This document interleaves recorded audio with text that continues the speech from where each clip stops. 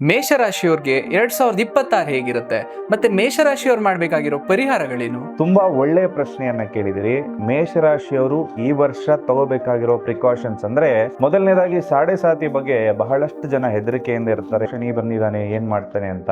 ಶನಿ ಬರ್ತಕ್ಕಂಥದ್ದು ನಿಮ್ಮ ತಾಳ್ಮೆಯನ್ನ ಪರೀಕ್ಷೆ ಮಾಡ್ಲಿಕ್ಕೆ. ಹಾಗಾಗಿ ನೀವು ತಾಳ್ಮೆಯಿಂದ ಕೆಲಸ ಮಾಡಬೇಕು ಅಂತ ಹೇಳ್ತೀನಿ. ಏಪ್ರಿಲ್ ಅಥವಾ ಮೇ ಸಂದರ್ಭದಲ್ಲಿ ಪ್ರಮೋಷನ್ ಆಗುವಂತಹ ಸಾಧ್ಯತೆ ಕೂಡ ಮೇಷರಾಶಿಯವರಿಗಿರುತ್ತೆ. ಈ ವರ್ಷ ಒಂದಷ್ಟು ಸಾಲ ಬಾಧೆಗಳಾಗುವಂಥದ್ದು, ಅಂದ್ರೆ ಅನಗತ್ಯವಾಗಿ ನೀವು ಖರ್ಚು ಮಾಡೋದ್ರಿಂದ ಒಂದು ಸಾಲ ಆಗುವಂತಹ ಸಾಧ್ಯತೆ ಕೂಡ ಇರೋದ್ರಿಂದ ನೀವು ಸ್ವಲ್ಪ ಹಣಕಾಸಿನ ವಿಚಾರದಲ್ಲಿ ಎಚ್ಚರಿಕೆಯಿಂದ ಇರಬೇಕು. ಜೊತೆಗೆ ವರ್ಷದಲ್ಲಿ ಹಲವಾರು ಏರಿಳಿತಗಳಿರೋದ್ರಿಂದ ತುಂಬಾ ಕಾನ್ಫಿಡೆಂಟ್ ಆಗಿ ವರ್ಷದ ಪೂರ್ತಿ ನೀವೆಲ್ಲರೂ ಇರಿ.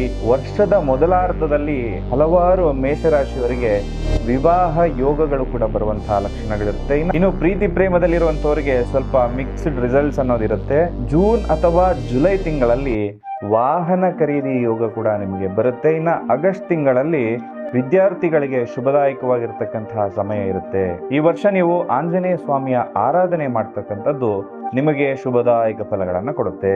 ಮೇಷರಾಶಿಯವರ ಹಣಕಾಸಿನ ಸಮಸ್ಯೆ ಪರಿಹಾರ ಆಗ್ಲಿಕ್ಕೆ ವಿಶೇಷವಾಗಿರುವಂತಹ ಈ ಬ್ರೇಸ್ಲೆಟ್ ಅನ್ನ ನೀವೆಲ್ಲರೂ ಕೂಡ ಹಾಕೊಳ್ಳಿ ಅಂತ ಹೇಳ್ತೇನೆ. ಮೇಷರಾಶಿಯವರ ಅದೃಷ್ಟದ ಬಣ್ಣ ಕೆಂಪು ಹಾಗೂ ಅದೃಷ್ಟದ ಸಂಖ್ಯೆ 5 ಆಗಿರುತ್ತೆ.